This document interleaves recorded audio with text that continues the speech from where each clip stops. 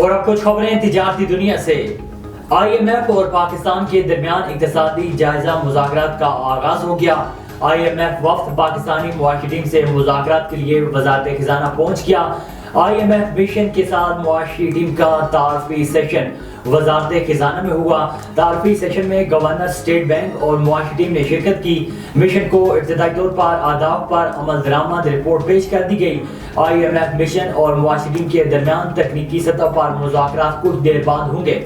قبل ازیں عالمی مالیاتی ادارہ کے ساتھ مذاکرات سے قبل ازیں وزارت خزانہ کی زیر صدارت معاشی صورتحال پر جائزہ اجلاس ہوا۔ اجلاس میں وزیر توانائی، وزیر نجکاری، وزیر منصوبہ بندی، چیئرمین FBR سمیت متعلقہ حکام نے شرکت کی۔ IMF کا وفد پاکستان پہنچ گیا۔ مشن کے ارکان کی فلائٹ رات 1:40 پر لینڈ کی۔ ذرائع کے مطابق IMF مشن میں 8 افراد شامل ہیں جو اقتصادی جائزہ کے لیے پاکستان پہنچے ہیں۔ مذاکرات میں وزارت خزانہ میں قائم IMF آفس کے 2 لوگ شریک ہوں گے۔ مجموعی طور پر 10 افراد 15 تاریخ تک پاکستانی معاشی ٹیم سے مذاکرات کریں گے۔